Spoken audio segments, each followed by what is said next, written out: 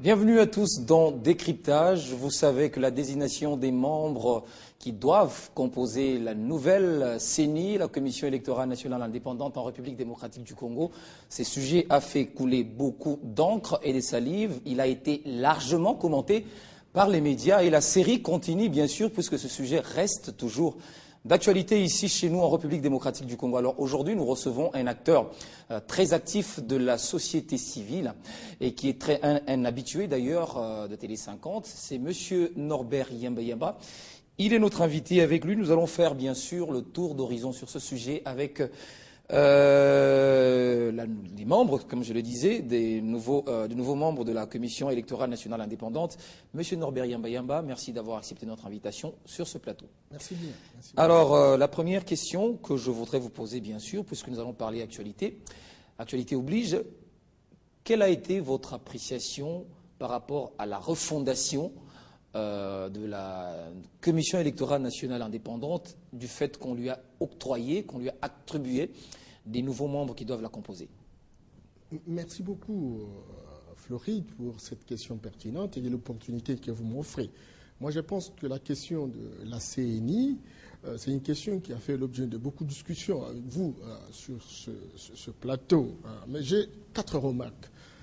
La première remarque, c'est qu'il faut saluer l'évolution positive par rapport à la publication de cette loi tant entendue, étant donné l'urgence et la nécessité d'organiser les élections dans notre pays, encore qu'il y avait un solde qui était resté, notamment les élections provinciales, sénatoriales, urbaines, municipales et locales. Ces élections étaient toujours entendues et la loi ne venait pas et ça inquiétait. C'est la première chose. Deuxième chose, c'est que lorsqu'on attendait cette loi, le draft, j'allais dire le projet qui a été présenté par l'Assemblée nationale, n'a pas rencontré l'assentiment de la société civile dans son ensemble, y compris le Sénat. Et donc il y avait une sorte de divergence entre le Sénat et l'Assemblée nationale. Le Sénat voulait avoir un nombre un peu plus élevé de la société civile à l'intérieur de cette commission, et l'Assemblée nationale voulait politiser à outrance naturellement la société civile. Nous, on était d'avis que, étant donné que c'est le ministère de l'Intérieur qui organise généralement à principe les élections,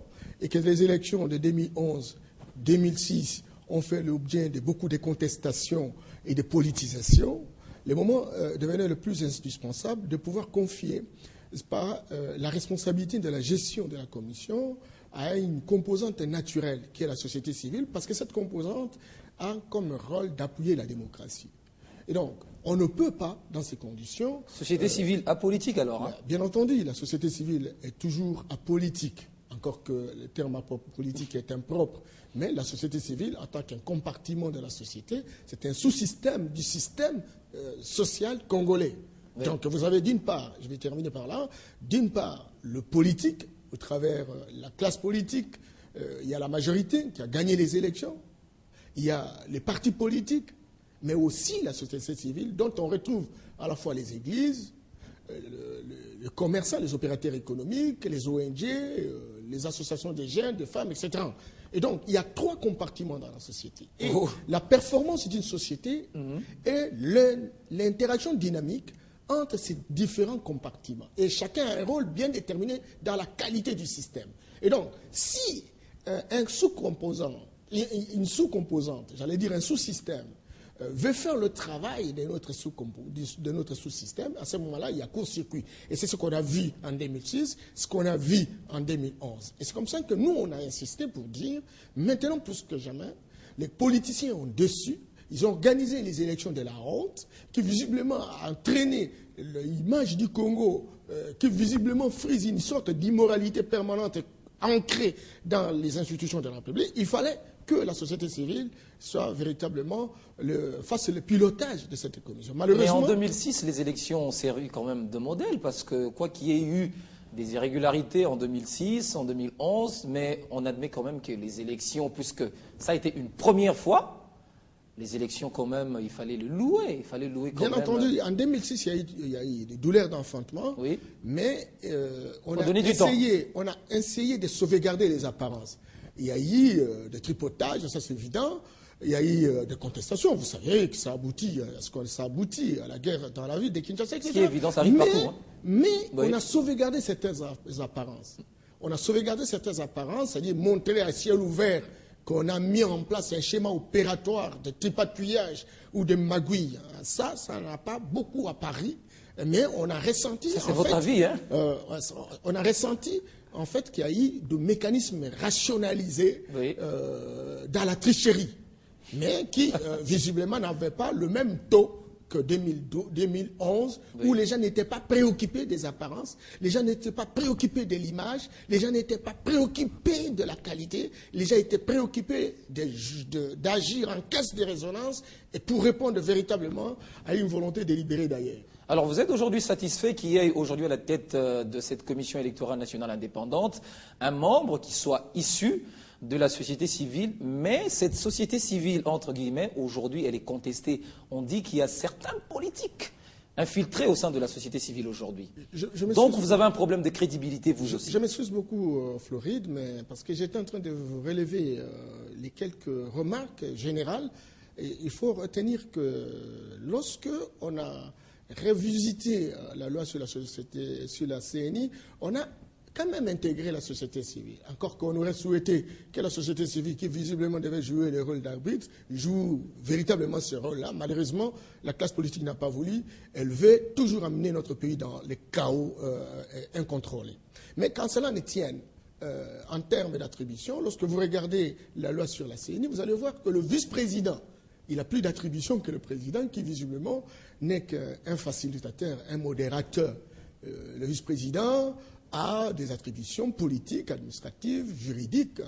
Que le président n'a pas. Il s'est fait, heureusement, malheureusement, que ce vice-président doit venir de la majorité. Encore que c'est la majorité qui a organisé, naturellement, cette loi. Ça, c'est la première chose. Deuxième chose, on a différencié les femmes.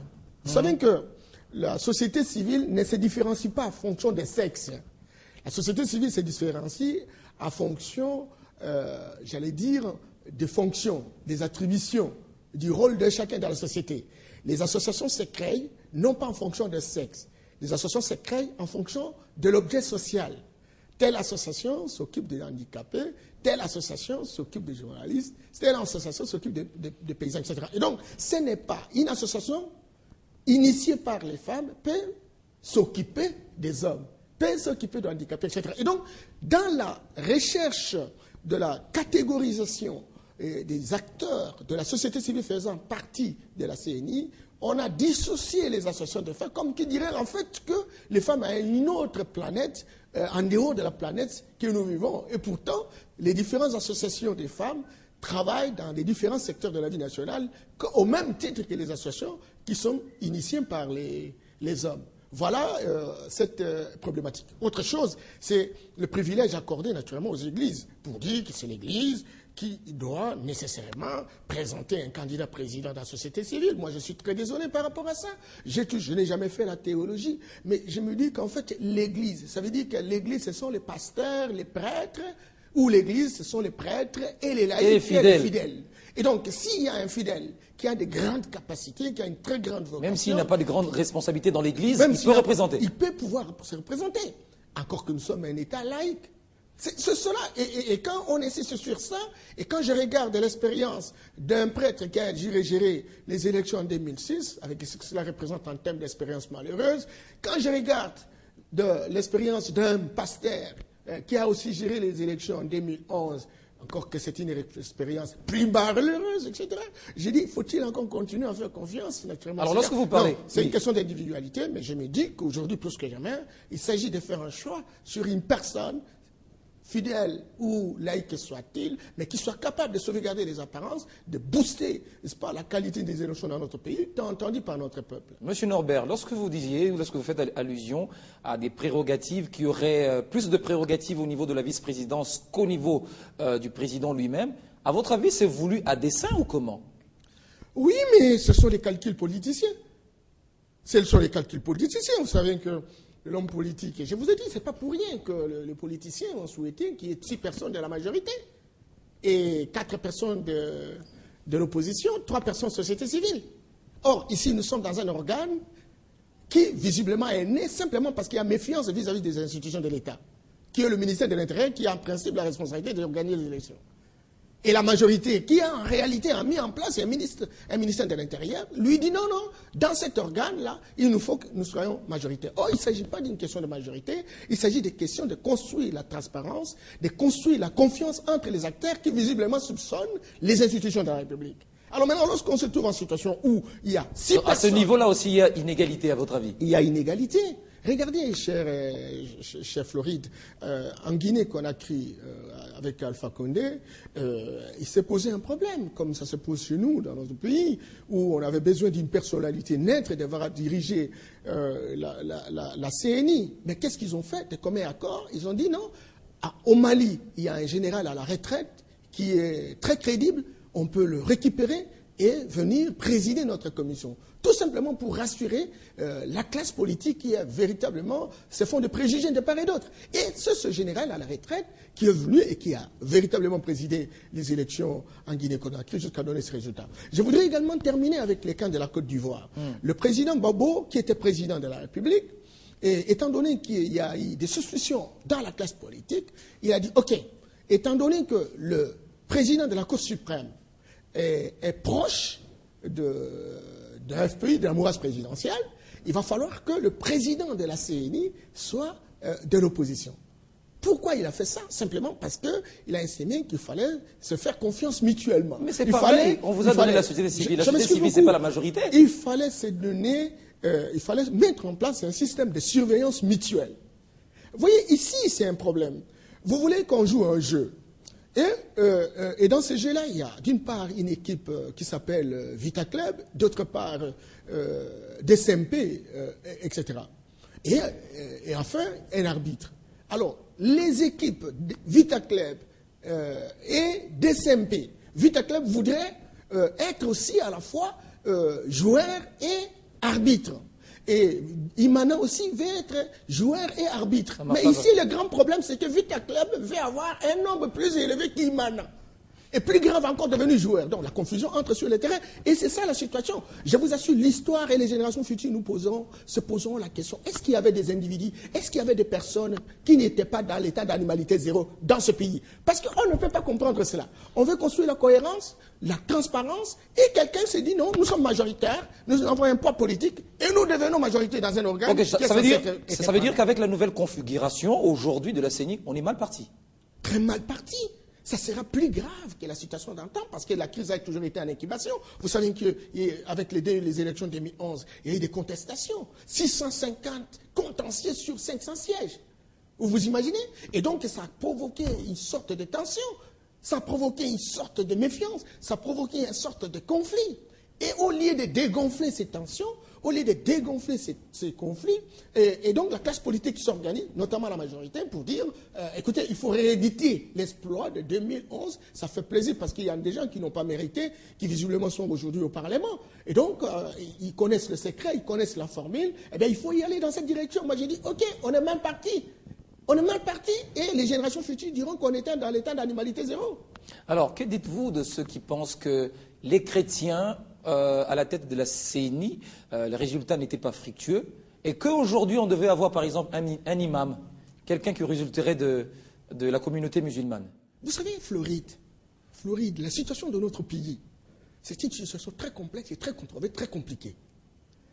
Parce que nous avons connu une dictature perfectionnée. Et cette dictature, il fallait la démolir. Et pour la démolir, il faut avoir un engagement, il faut avoir une vocation, il faut avoir une inspiration, il faut avoir une vision. Il faut avoir une logique transformationnelle. Écoutez, posons-nous la question. La communauté musulmane. Non, écoutez, moi j'ai beaucoup de considération pour cette communauté. J'aime bien les représentants, qui est mon ami, ça c'est évident. Mais je connais les traditions musulmanes. À travers le monde, ils se sont toujours bâtis pour restaurer une sorte d'égalité à travers le monde, ça c'est évident. Mais posez-vous la question avec les musulmans de notre pays. Quand est-ce qu'ils se sont engagés pour installer la démocratie dans notre pays? Les musulmans, par écrit, à la télévision, à la radio? Vous avez vu un musulman d'engagement dans ce termes pays historiques.